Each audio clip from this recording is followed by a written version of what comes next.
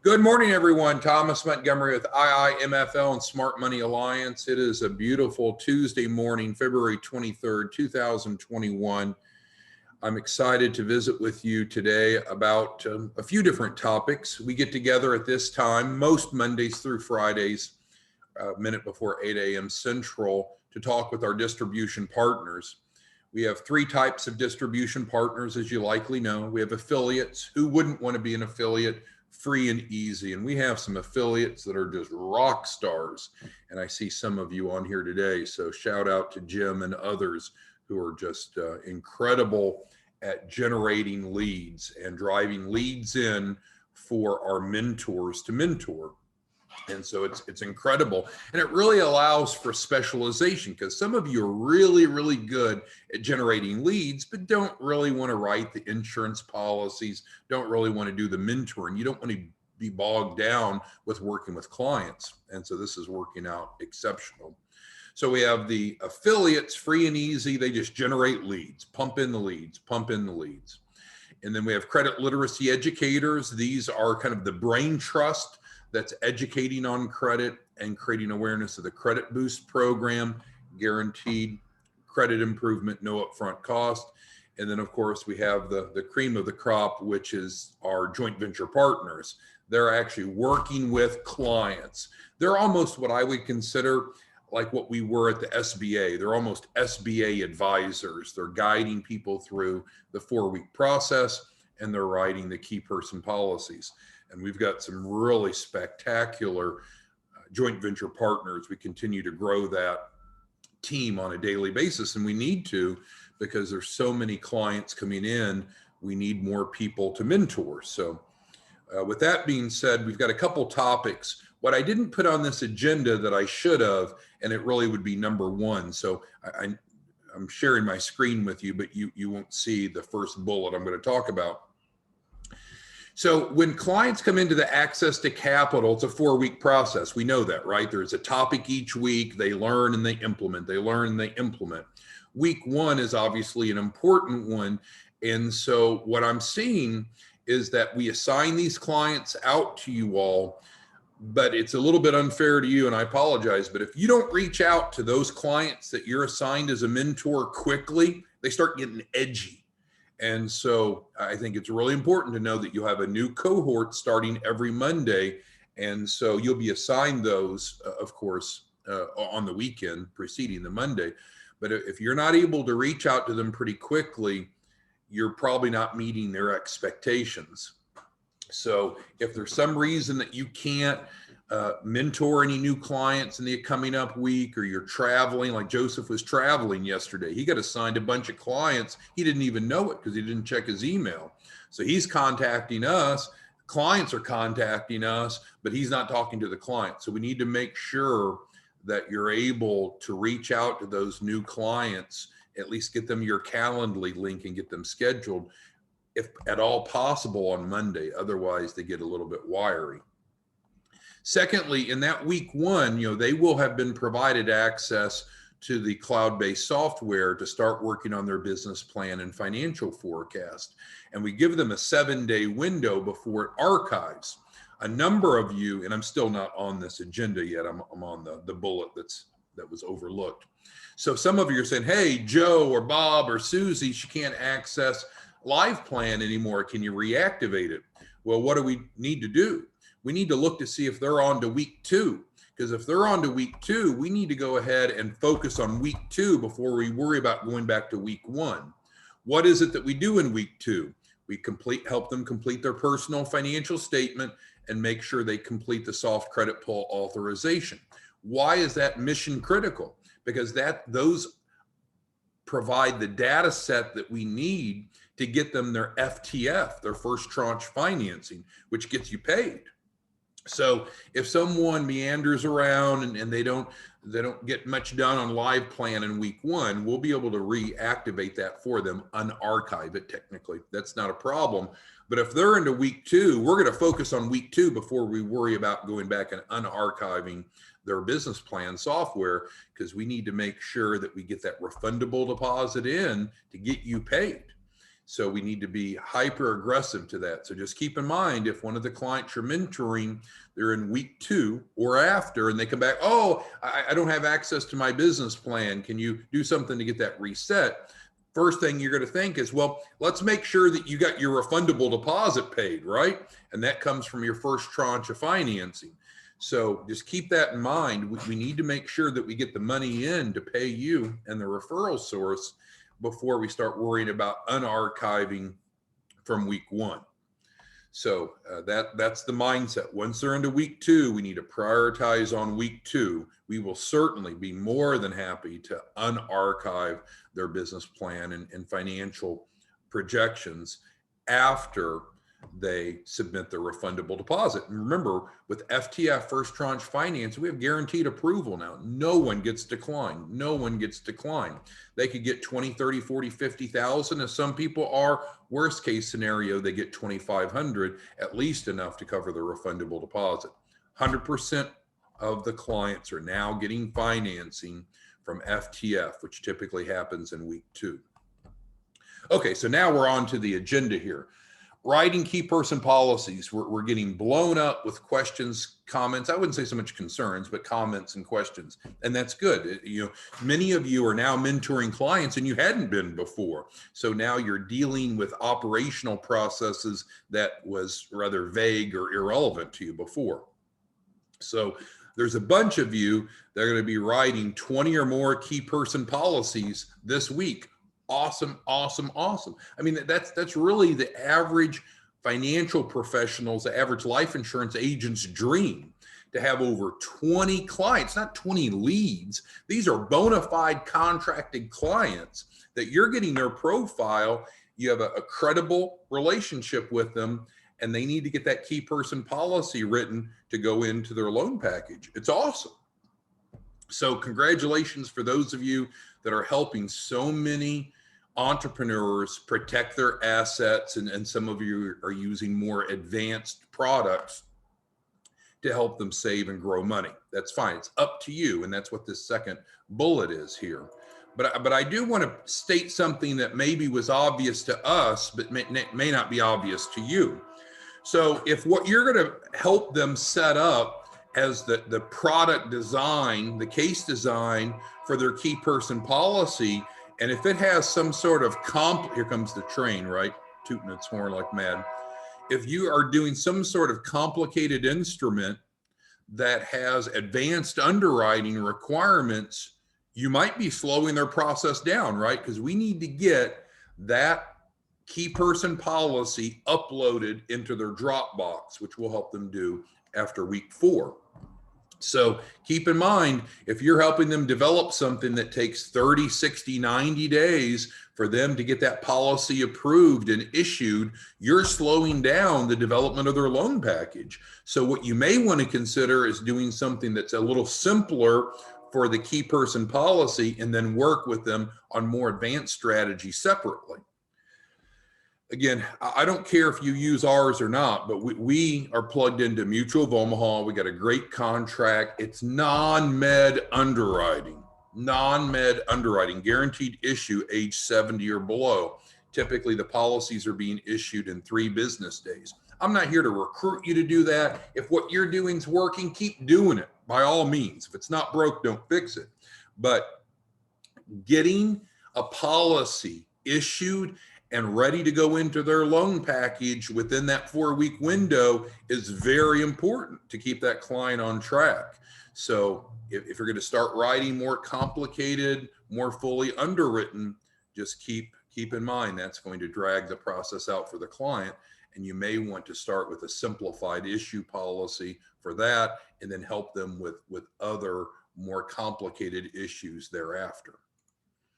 Okay, any questions on writing key person policies? Scott agrees. Yeah, simplified issues, the way to go. Anyone else have any questions on writing the key person policies? And I know, Billy, you and some of the others are joint venture partners and you're not licensed as an insurance agent. That is not a requirement. That is fine. Then you want to bring onto your team 1 or more insurance agents, and they can probably do a variety of things for you, including writing these policies that need to be part of the loan package. What you don't want to be is a reason that their loan package is incomplete. What you don't want to be is the reason that they can't go to funding because you've not fulfilled your part. So certainly you need to make sure that they get their key person policy written, and then it's going to be uploaded in week 4 into the Dropbox. It's like a virtual file cabinet.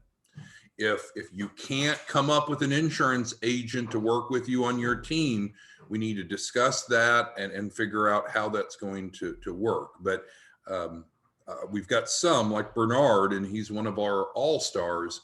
I mean, if you just want Bernard to write the policies for you, he and his team will write them. But then, of course, you're going to have to coordinate with Bernard. What we don't want to do is have to manage what a given joint venture partner is unable to implement. But nonetheless. All right, so thank you, Bernard, for offering to do that. And Marshall asked, who's one of our newest joint venture partners, how do I get my own referrals started quickly? Do I just, and there's no punctuation in this, Marshall, so I'm trying to piece it together. Do I just use my own link? How long does it take for me to get the contract back? Well, we've got a lot of training that we need to plug you into on ways to create referrals. So we've done a lot of training on that. I'll make sure we get that to you, Marshall. Yes, as a joint venture partner, you have your own link to submit leads to, so you should have that. And then once we execute the DocuSigns, you get an executed copy immediately. Okay, so Marshall, I had trouble reading that because it was kind of a long run-on sentence or question, but if I didn't address it, let me know. Okay, so we're going to go to Billy's list, and there's some mixed feelings about giving you Billy's list here, but the decision was made to give you Billy's list. What is Billy's list? If you're looking for leads, there are leads. There are small businesses that have already explicitly said, I need capital. So these aren't just newly formed businesses that may or may not be cognitive of having a need for capital to start or grow a business. These are locations to go to where small businesses have expressly stated, I'm looking for capital, please help. And so we went ahead and gave you Billy's list, and they're on here. And there's more, but there's, I don't know, 10 or so places that you can go and click on and see small businesses that are looking for capital. Now, depending upon the website, how you navigate through to reach out and contact the entrepreneur will vary, and we're not here necessarily to train you on that. But we do just want to make you painfully aware that any of you that are not earning an adult income through this model, you're maybe overlooking some simple aspects, which is lead development. And this goes back to Marshall. We mentioned a couple weeks ago, every one of you, in our opinion, should be a member of a local BNI chapter. It's a professional networking, business network international. You should join and be an active member of a BNI networking chapter. That alone will make you profitable. But above and beyond that, you also, and then some of you are very proficient in generating leads, your machines in generating leads off of Craigslist and social media. Again, if it's working for you, we're not going to get in your way. But also you can use Billy's list, which is just simply going to where there's lists of small businesses that are expressly looking for capital. But again, how you navigate through that list to reach out to the entrepreneur is going to vary, and that's not what we're here to train off of. But here's Billy's list. Okay, so let's see here. Dion is going to different chambers. And that's good. Yeah. And so chambers typically are looking for ways to create more value to attract and retain members, and also for a non-dues revenue stream. So that makes a lot of sense. Okay, so let me shrink this down so we can see the whole page, and then I need to allocate time to answering your questions. We've got a bunch of you on today that are actively mentoring clients. Some of you have your first cohorts this week. So I want to make sure that that's going well because we're on day 2 of your cohort. So we got Adam. Adam, you had your first cohort that started yesterday. How's it going? Barry's not new at all, but he's got a new cohort that started yesterday. Barry, how's it going? Any questions that you're having? Bernard, you're a pro at this, but you've got you've got 2 cohorts this week. Going okay. Billy's plate's full. He's not taking on new clients, which I understand. Typically, once you get to about 160 clients that you're mentoring, you'll typically run out of capacity unless you have additional team members to help you. So mentoring more than 160 people concurrently will typically put you at capacity, because if you're doing 15-minute consults, that would be 40 hours a week. And I know there's more than 40 hours that you could work in a week, but I do understand if some of you need to not accept new clients because you're pushing that 160 level. So that is okay. Adam says it's going great. And Marshall, yeah, so we'll assign you some orphan clients, but that doesn't replace the need for you to go out there and shake it. So I know of your cohort this week, Marshall, some of them came from your organic leads, which is awesome. And then you got about twice as many assigned to you orphan, which is good, but you know, keep involved in terms of filling your funnel. Each of you that are joint venture partners, there's no reason that you can't help at least 1 new client a day with access to capital. Because remember that value proposition. Number 1, no upfront cost. Number 2, guaranteed $100,000 capital raise. Number 3, no minimum credit score to qualify. And number 4, no minimum time in business to qualify. And you don't have to sell them anything, right? All you're going to do is create awareness and feed them into your landing page. And so, Marshall, you are off to a great start, but turn up that volume and make sure that you're feeding in at least 1 new client a day, plus the orphan clients that you get. Scott's asking the largest loan that will fund. You know, this is not going to be a popular answer, but I will tell you, once you get above about $10 million, we're probably going to want to look at least a partial equity capital raise. So there is technically no maximum, but Scott, just keep in the back of your mind, once we get above a $10 million capital raise, we really need to be considering either equity or both debt equity. Okay. Adam says he's rocking and rolling. And Joseph has appointment with some today, and some haven't responded. And I understand it's the weirdest thing, right? People will contract with us to enroll in the Access to Capital program. We'll onboard them. We'll assign them a mentor, you, and then they don't respond to you. And so what we've talked about is try to reach out to them a couple times, 2, 3, 4 times. Try using different venues of communication, email, phone, text. Don't just email. And then if you feel that you've done a diligent job and they've not responded, then what you need to do is email us at info@iimfl and let us know the client's name and that they've not been responsive. They'll then go over to the compliance department. The compliance department will reach out to them and say, hey, what's up? Thank you for enrolling. We noticed that you're not actively participating. Is there a problem? And if they don't respond or they don't actively participate, then that's considered a breach. And so then the compliance department will work with them on exiting the program with the fees that they've agreed to pay if they breach.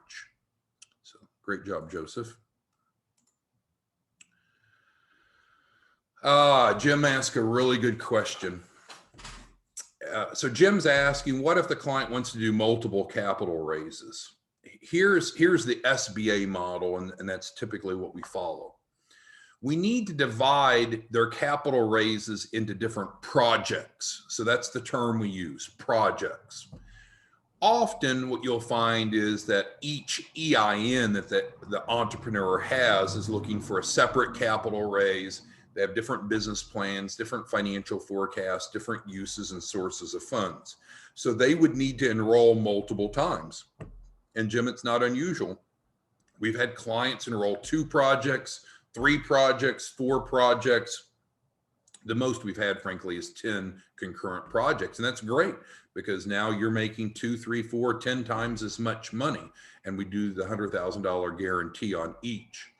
Keep in mind that the unique identifier that we use for clients is their email address. So you will want to clarify with us and make sure that we're getting a different email address for each client's project. Otherwise, we might assume that it's just redundant or duplicative and assuming that it's one capital raise.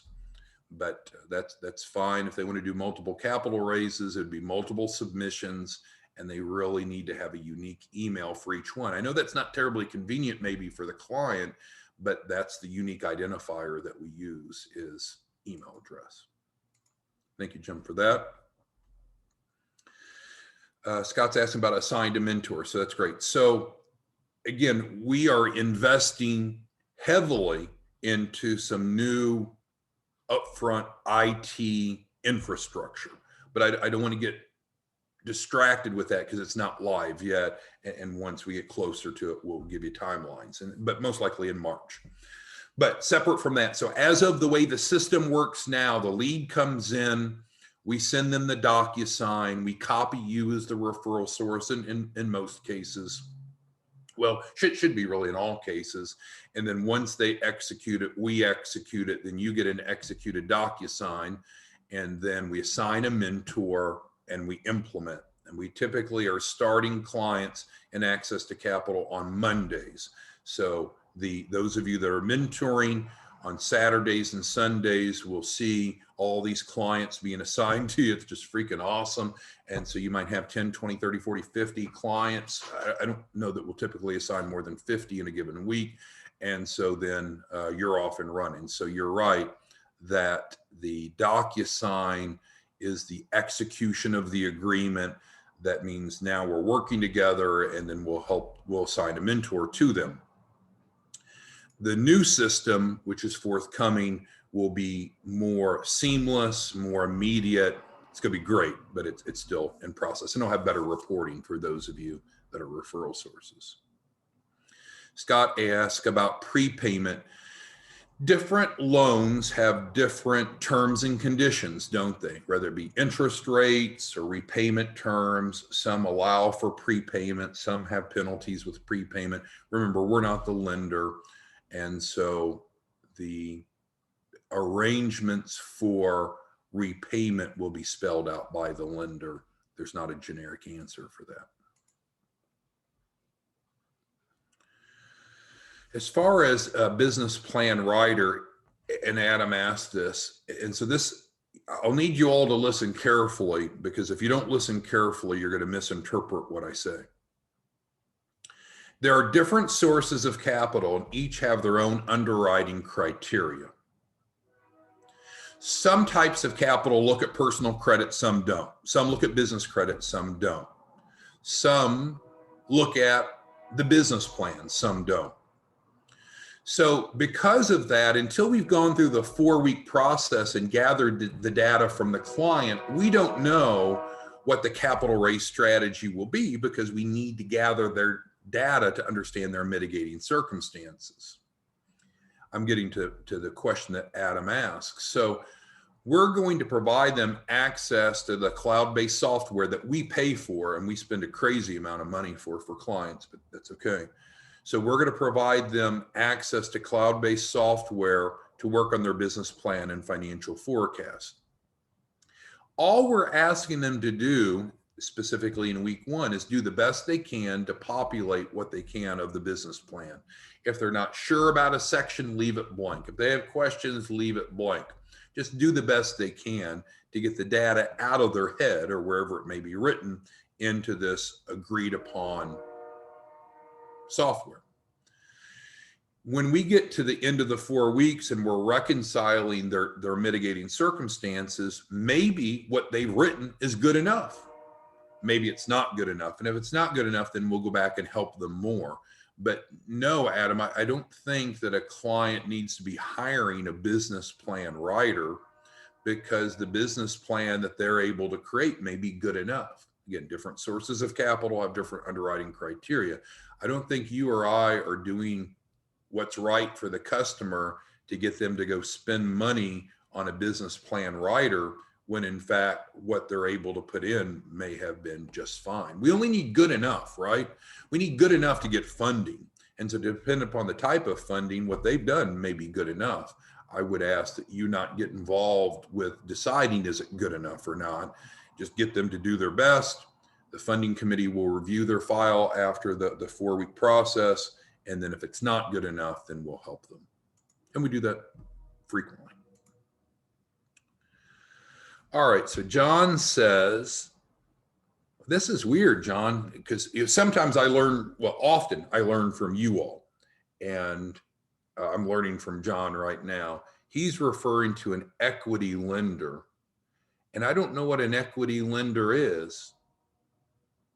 So you have to tell me, because equity contributors are not loaning money. They're investing in a business in exchange for sharing in future profits. So I'm going to have to learn from you, John, what an equity lender is. I don't know what that is. I'm sorry. But I'm not embarrassed to say I don't know. I don't know what an equity lender is.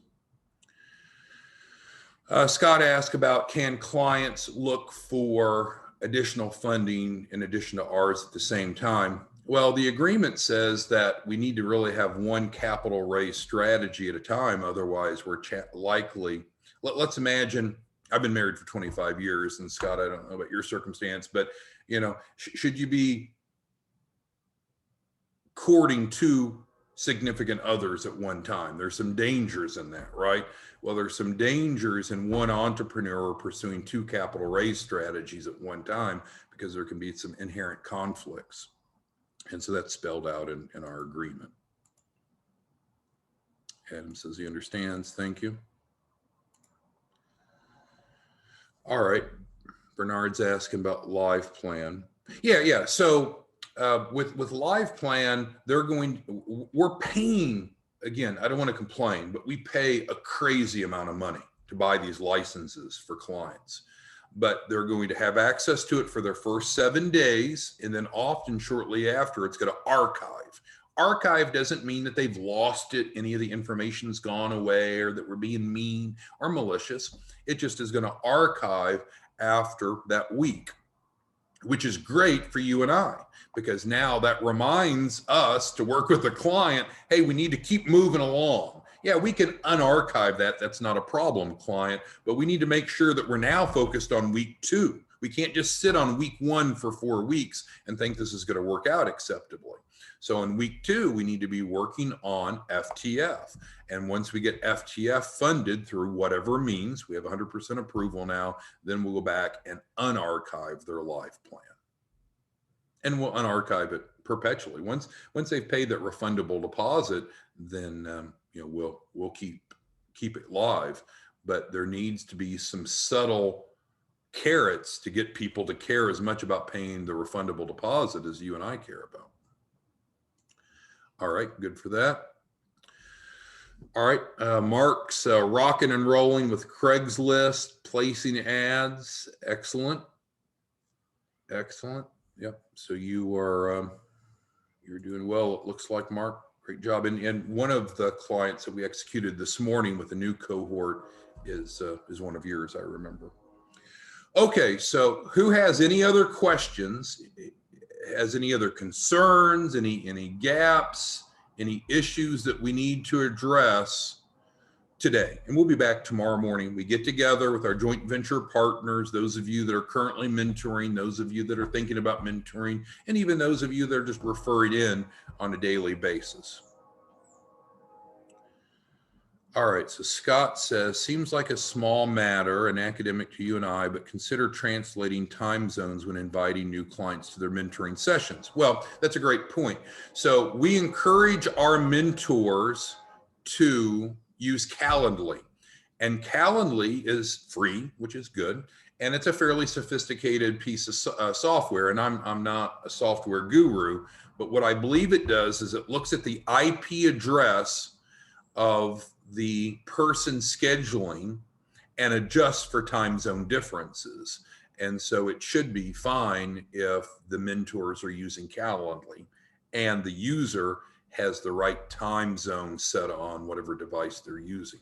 So usually it's not an issue, but I'm no longer mentoring. I reached my capacity a while back.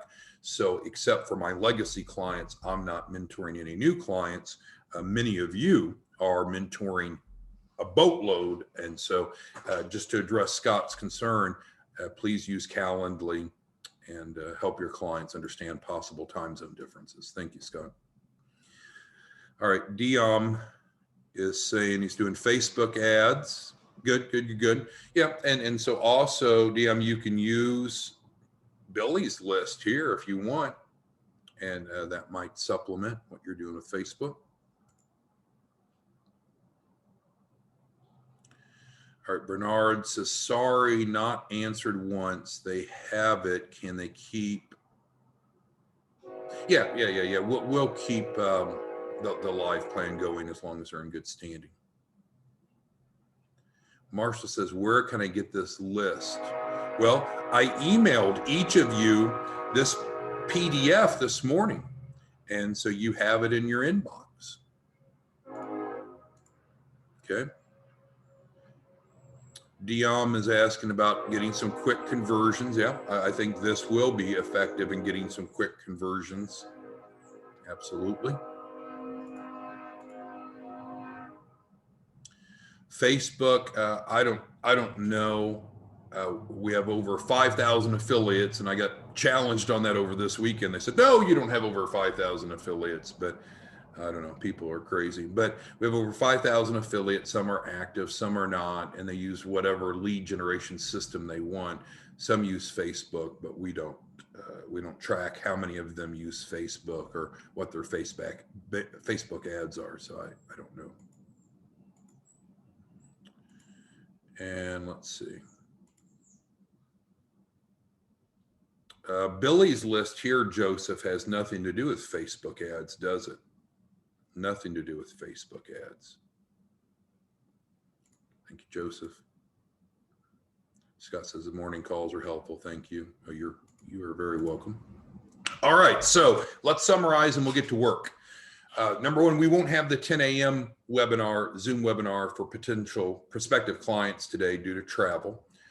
Secondly, we talked about a few items. We talked about writing key person policies. It is up to you to write these key person policies where you want, but keep in mind, we need to get them written and issued within that 28-day window from the time you started to mentor with them, because we need to upload that into their loan package. And if you start selling them or helping them with some sort of advanced strategies that take 30, 60, 90, 120 days to get issued, you're slowing down their funding, and they're not going to be happy with you.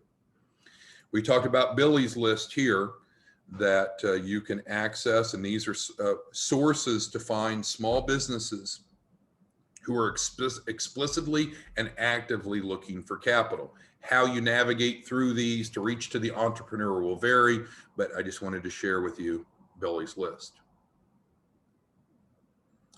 And then lastly, we got Joseph's question. Yeah, there are some of you that are using like Upwork. You'll post I've seen some of you post an ad on Upwork looking for social media marketers. You hire people from third world countries and they work for $1, $2, $3, $4 an hour, chickens or whatever. And then the bottom line is they're generating massive leads for some of you. And so Joseph, you're smart. Not all of us are experts in all things. I know I'm probably not an expert in anything, but if you're not really an expert in lead generation, then outsource it. Go to Upwork, put up a gig that you're looking for. You'll get a bunch of qualified offers, or at least that's what we've seen. And you can hire folks to provide the lead flow that you need. And you're helping them. An extra $50 a day in some countries is the difference between their family eating or not. And now all of a sudden you're sitting back making 6 figures a month from their their blood, sweat, and tears. All right, so we'll be back tomorrow morning, 8 o'clock Central. Thanks, everyone. Have a good day.